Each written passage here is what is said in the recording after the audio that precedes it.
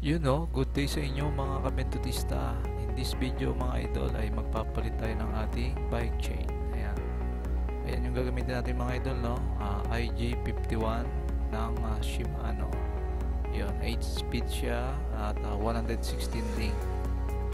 So, not sponsored dyan mga idol, no? Pero Shimano, baka naman. At yun na nga mga idol, no? Habang piniprepare natin yung ating mga gagamitin, no? Try natin sagutin yung pwedeng itanong sa atin ng ating mga kapadyak dyan. Ayan.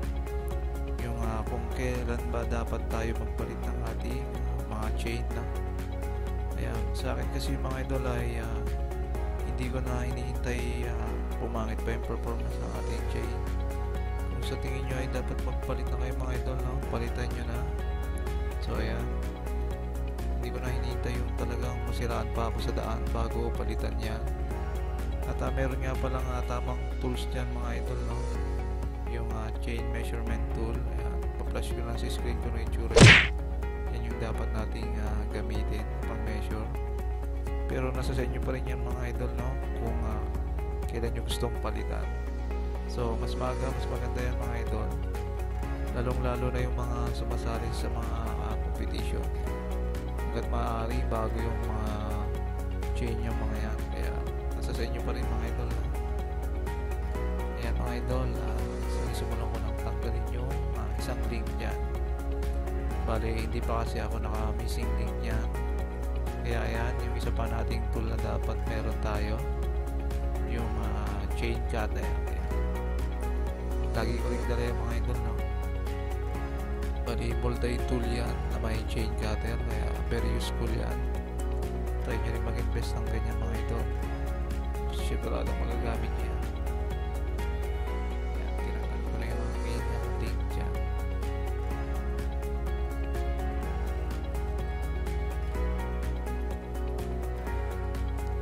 Ayan lang mga idol, tinanggal ko lang. Ayan.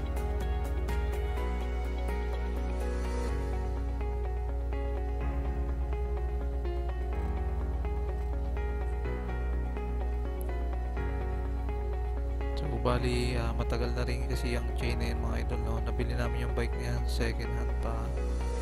At ayan pa rin yung chain na ginamit namin. Kaya napag-desisyon na namin na palitan na. Ayan, wala namang masama mga idol, no? Kung mapapalitan nyo siya ng mas maaga. At hindi naman ganun kamahalan yung parts na yan. Ayan, tsaka madali lang naman hanapin. Tsaka tip ko nga pala sa inyo mga idol, no? Kung anong speed yung tinanggal yung chain, yun din yung ipalit nyo para hindi kayo magka-problema.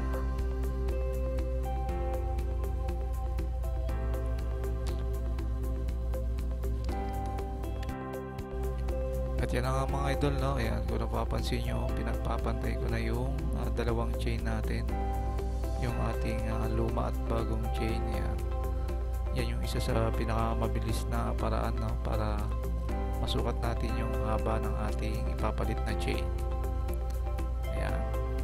Bali, hindi pa naman nabawasan yung link ng una nating chain, kaya siguro hindi tayo magkakaproblema at hindi na natin babawasan yung bago. Bali, gumagamit kasi tayo ng malaking chain ring, no?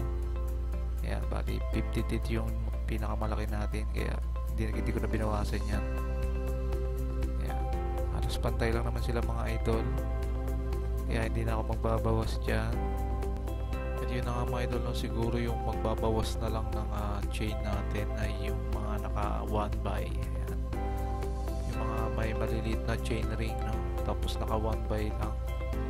Yan siguro yung sila siguro yung mga dapat magbawas ng mga link ng ating mga chain. Kasi kung masyadong mahaba yung chain nila ay tatama yung sa rear derailleur nila, yung pulley. Yan, tatama dun sa ating chain.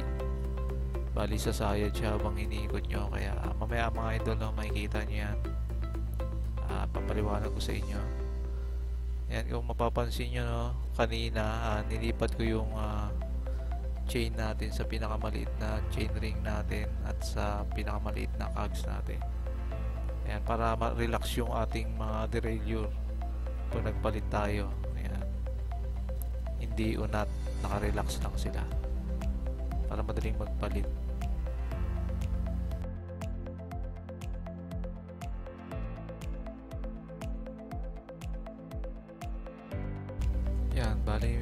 idol, no? Ayan. Ito try kong ipag-link yung dulo sa dulo ng ating chain. Ayan. Ayan. Sinisilip ko kung okay ba yung distance, yung clearance ng ating chain doon sa may pulley ng ating rear derailleur. Ayan. Kasi kung masyadong mahaba yung chain natin, no? Ayan, sasayad yung mga idol. Kaya yung mga gumagamit ng maliit na chain ring o kaya yung mga naka 1 by, ayan, papalitan talaga nila yan. Bali, babawasan nila. Ayan, that time mga idol, no? Bali, gumamit na rin ako ng missing link. Ayan, pang in-speed din. Ayan, ginamitan ko na ng missing link. So, hindi ko pa alam kung advantage yan. Siguro mas madaling magtanggal ng chain kapag maglilinis, kaya naisipan kong gumamit na rin ng missing link. So, tingnan natin mga idol kung anong advantage niya. Abangan nyo lang sa ating mga susunod na videos. Kaya subscribe na kayo mga idol, no? Pakidamay na rin yung maliit na ating notification bell dyan sa baba. Yan.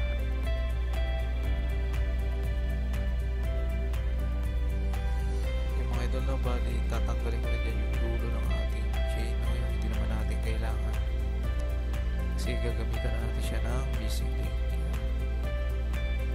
Tatanggalin ko na yung dulo dyan.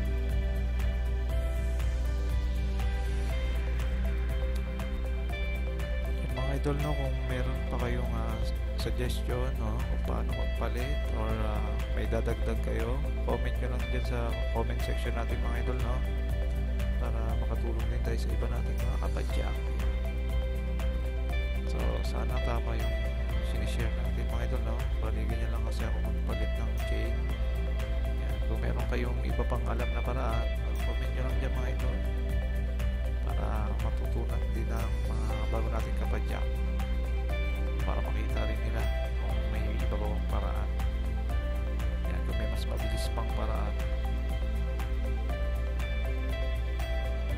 Yan, kinakabit ko na dyan yung missing link. Yan, medyo hirap pa tayo dyan mga idol, no? Bali ngayon pa lang kasi tayo gagamit ng missing link. Yan, papakita ko rin sa inyo kung paano ko ba ikakabit yan. Bali hindi pa kasi siya nakalock. Lipat nyo lang siya sa taas mga idol, no? Para kapag pedalan nyo siya ng naka-brake, yan, bali maglalak na siya. Yun lang yung alam ko kasing paraan, no? Pero kung meron kayo alam na paraan mga idol, pa-comment na lang dyan. Yan. Yan. Bali nag-lock na yan siya mga idol. Yan, okay na mga idol, no? Tapos check nyo na lang mga idol, no, kung okay pa ba yung shifting niya, o kung kailangan pa ba nating ito, no? Ayan, patono nyo na or itono nyo. Ayan, ikot-ikutin nyo lang. Ayan. At dyan mga idol, no, ipapakita ko rin sa inyo yung sinasabi kong clearance ng ating chain sa ating pulley ng ating derailleur. Ayan, yung part na yan mga idol, no? Ayan. Ayan, dapat may clearance dyan sa front part na yan.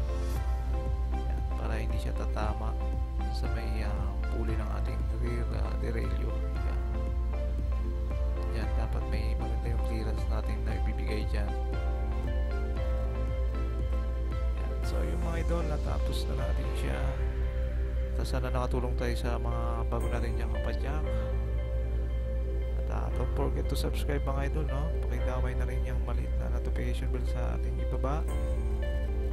So yun mga idol, ito ang inyong Kuya Bentot. Maraming salamat. Now signing off. Peace.